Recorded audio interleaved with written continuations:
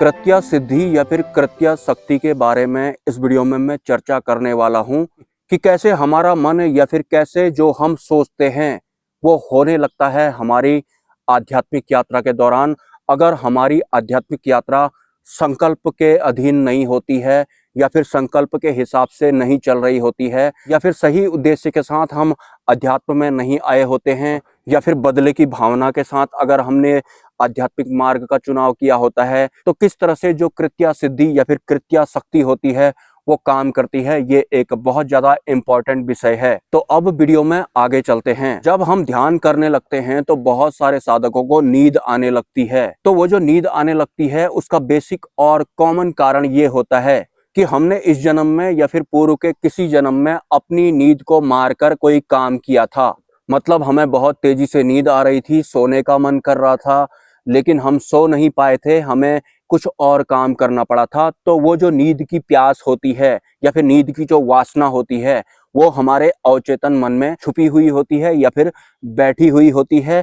और जब भी हम ध्यान करते हैं तो हमारे अवचेतन मन में जो जो छुपा हुआ होता है वो सब बाहर निकलने लगता है। तो उस पर आपको कंट्रोल नहीं करना है, क्योंकि जो जो हमारे अवचेतन मन में छुपा या फिर दबा हुआ होता है वो सब बाहर आते रहता है। ऐसा नहीं कि बुद्धि का इस्तेमाल करके आइडिया आया कि मैं जब भी ध्यान करने बैठता हूँ तो मुझे नींद क्यों आने लगती है। ठीक इसी तरह से जो जो हमने पहले किया होता है, भले ही आज हम उसे भूल गए हों, लेकिन उसके सारे रिकॉर्ड हमारे अवचेतन मन में होते हैं। और जब हमारी आध्यात्मिक यात्रा शुरू होती है तो उस हिसाब से ही उनका प्रगटीकरण होता है। वो नेगेटिव भी हो सकता है, क्योंकि नेगेटिव भी इंसान बहुत सोचता है, वो फ्री होता है, वो किसी के बारे में कुछ भी सोच सकता है। या फिर गुस्सा भरा हुआ हो आपके भीतर पहले का कभी का, भले ही आज आप भूल गए हों, आज आप एक बाबा जी या फिर साधक बन गए हों, लेकिन पहले का अगर कोई क्रोध या फिर गुस्सा भरा हो आपकी आंतरिक व्यवस्था में या फिर अवचेतन मन में,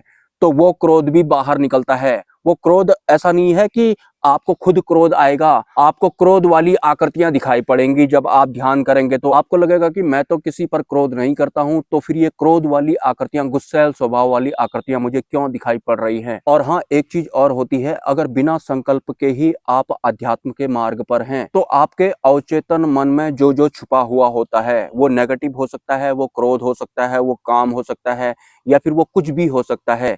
तो हमारा जो ये मन होता है ऑटो फंक्शनिंग भी करने लगता है। ऑटो फंक्शनिंग मतलब जो आपके मन में बहुत पहले था जिसे आप भूल गए हैं, उससे संबंधित दृश्य बनाकर या फिर दृश्यों का क्रिएशन कर कर आपको ये दिखा देगा। वो स्वप्न में भी दिखा सकता है और ध्यान में भी दिखा सकता है।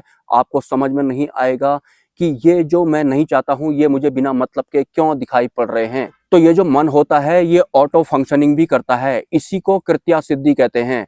मतलब आपने जो सोचा वो होने लगता है या फिर वो दिखने भी लगता है। और भले ही आप इस वक्त वो सब भूल गए हों, लेकिन अवचेतन मन ऑटो फंक्शनिंग करने लगता है। वो पुराने जो दबे हुए राज वगैरह होते हैं उनके दृश्य बनाकर आपको दिखाने लगेगा। वो आपके फेवर में भी हो सकते हैं, आपके फेवर में नहीं भी हो सकते हैं। मन का ऑटो फंक्शनिंग करके आपको दृश्य बनाकर दिखाना ही एक तरह की कृत्या सिद्धि होती है या फिर कृत्या शक्ति होती है। ये एक तरह से आप ऐसा कह सकते हैं कि जिस तरह से हमारा ये माया रूपी संसार होता है, इसमें जो भी हो रहा होता है अपने आप ही हो रहा होता है। हालांकि हमें ऐसा लगता है कि मैं बुद्धि से सोच समझकर कंट्रोल पर जैसा चल रहा हूं, लेकिन जो भी हो रहा होता है अपने आप ही हो रहा होता है। कुछ हमारे कंट्रोल में होता है, कुछ हमारे कंट्रोल में नहीं होता है, लेकिन अपने आप ही हो रहा होता है एक तरीके से। तो जो हमारा मन होता है ये इंटरनली भी जो भी करता है अपने आप ही करता है, भले ही वो हमारे फेवर में हो या फिर हमारे फेवर में वो ना हो, या फिर हम उसे भूल क्यों ना गए हों। उस सब्जेक्ट को या फिर विषय को आप भूल गए होंगे, उस विषय का ऑटो फंक्शनिंग करके उससे संबंधित दृश्य बनाकर या फिर कहानियां बनाकर भी ये जो मन होता है हमें दिखा देता है, स्वप्न के माध्यम से या फिर ध्यान के माध्यम से। अगर आपकी आध्यात्मिक यात्रा एक परिपक्व संकल्प पर नहीं टिकी होगी तो फिर बहुत सारे साधक कंफ्यूज हो जाते हैं कि मैं तो ये सब नहीं चाहता था, या फिर अब तो मैं ये सब भूल गया था, तो मुझे इस तरह के दृश्य क्यों दिखाई पड़ रहे हैं जिनसे मेरा कोई लिंक ही नहीं है। तो ये सब मन की करतूत होती है, ये ऑटो फंक्शनिंग भी करता है। वैसे इस सृष्टि के बनने में जो कि हमको जीवित जैसी लगती है, इसमें इसी कृत्या सिद्धि या फिर शक्ति का योगदान होता है। प्राचीन समय में मन की जो ये कृत्या शक्ति हुआ करती थी ये बहुत प्रभावी हुआ करती थी। मतलब जो जैसा सोचता था वैसा ही हो जाता था, फिजिकली होने लगता था। और तो और आप छोड़िए, लेकिन मौजूदा समय में फिजिकली तो नहीं हो पाता है, लेकिन ऐसा अनुभव हो जाता है या फिर ऐसे स्वप्न दिखाई पड़ते हैं या फिर ऐसे दृश्य जरूर दिखाई पड़ते हैं कि कुछ हो गया है, और आपको यकीन भी हो जाएगा क्योंकि दृश्य जो दिखते हैं वो तो ऐसे लगते हैं कि ये बिल्कुल सही होंगे, असली होंगे। तो वो कृत्या सिद्धि से या फिर मन की जो शक्ति होती है, जो दृश्य बनाने का काम करती है, उससे भी संबंध रख सकते हैं। सच भी हो सकते हैं और झूठ भी हो सकते हैं। मोस्टली वो भ्रमित करने वाले होते हैं। उनका संबंध हमारे अंतर मन से जरूर होता है, मतलब अवचेतन मन से जरूर होता है, जो कि हम भूल गए होते हैं। लेकिन अवचेतन मन एक तरह की चिप होती है जिसमें सारे रिकॉर्ड्स होते हैं। मतलब जब हमारी नींद पूरी नहीं हुई थी वो रिकॉर्ड भी हमारे अवचेतन मन में होता है। बाकी की इच्छाएं वगैरह तो आप छोड़ो, वो तो होंगी ही होंगी। ऊपर से जब आप ध्यान वगैरह करेंगे तो आपका मन आपकी पुरानी वाली इच्छाओं से संबंधित दृश्य बनाकर आपको दिखा देगा। मतलब यादों में जाएगा, ज्यादातर पीछे को ही जाता है, पास्ट में, और पास्ट वाले विषय के दृश्य बनाकर या फिर वीडियो जैसा बनाकर आपको प्ले करवा देगा आपके सपने में या फिर आपके ध्यान में। तो इसलिए कहते हैं कि अध्यात्म में संकल्प के साथ आना या फिर होना बहुत ज्यादा जरूरी होता है। और कुछ लोगों के मन में या फिर बहुत सारे लोग ऐसा मानते भी हैं, क्योंकि ये चलता है कि मैं स्पेशल हूँ या फिर मैं इस दुनिया में अलग हूँ, मैं बिल्कुल अलग करके दिखाऊंगा, मैं जैसा किसी ने नहीं किया वैसा करके दिखाऊंगा। ऐसा तो डाला भी जाता है आम इंसानों के दिमाग में कि जैसा किसी ने नहीं किया मैं वैसा करके दिखाऊंगा, मैं स्पेशल हूँ, मैं अलग हूँ। तो जब वो अलग नहीं कर पाते हैं, स्पेशल नहीं कर पाते हैं, इस दुनिया में कुछ खास उखाड़ नहीं पाते हैं, और अगर वो अध्यात्म में आ जाते हैं तो फिर उनका अपने आप को स्पेशल मानना और कुछ अलग करने की इच्छा जो उनकी दबी होती है अवचेतन मन में, उससे संबंधित दृश्य बनाकर मन दिखाने लगता है। और उन्हें समझ में नहीं आता है कि ये सब क्यों हो रहा है। आप कुछ अलग करना चाहते थे तो आपको ध्यान में भी कुछ ऐसे दृश्य दिखाई पड़ेंगे जो बिल्कुल ही अलग होंगे, जिनका मानव जीवन से कोई लिंक ही नहीं होगा या आपके वास्तविक जीवन से भी कोई लिंक ही नहीं होगा। लेकिन आपके अवचेतन मन से लिंक जरूर होगा, जो आप अपने आप को स्पेशल मानते थे, कुछ अलग करना चाहते थे, कर नहीं पाए।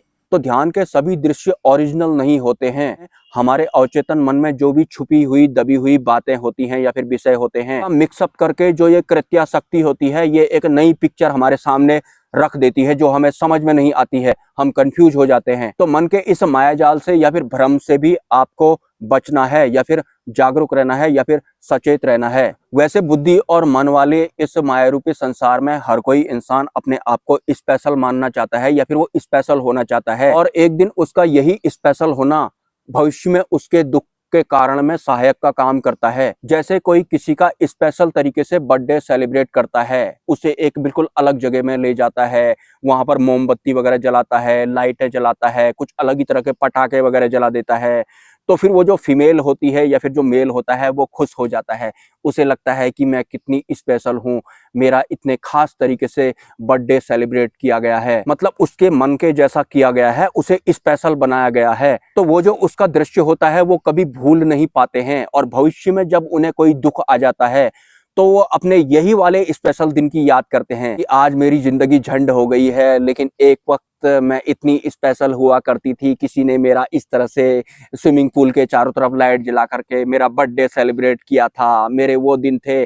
उसका सहारा लेकर वो दुख में आगे को चल रहे होते हैं। तो स्पेशल तो कभी होना नहीं है और दूसरे के लिए स्पेशल कभी करना नहीं है, खासकर ऐसा वाला स्पेशल जिससे कि आपके मन में जगह बन रही हो, आपका अवचेतन मन फुल हो रहा हो, और एक दिन वो बाहर निकलेगा, दिन पता लगेगा आपको कि जो आप एक वक्त स्पेशल होना चाहते थे या फिर आपको किसी ने बनाया था, वही स्पेशल आज आपके दुख में सहायक का काम कर रहा है। मतलब पुरानी यादों के सहारे आप आगे का जीवन गुजार रहे हैं। अगर आपने अपने आप को स्पेशल नहीं माना होता, अपने आप को स्पेशल मानना मतलब मैं अलग हूँ, मैं हमारा अहंकार प्रबल हो रहा होता है। वैसे भी एक आम इंसान जो होता है वो अपने दुखों में अपने अच्छे दिन याद करता है, और उन अच्छे दिनों की वजह से ही उसके जीवन में दुख भी आए होते हैं, उसे ये पता नहीं चलता है, क्योंकि दोनों ने जगह मन में बनाई होती है। और मन तो ऐसा होता है कि चिढ़ भी मेरी और पढ़ भी मेरी। मिलते हैं किसी नेक्स्ट वीडियो में। नमस्कार।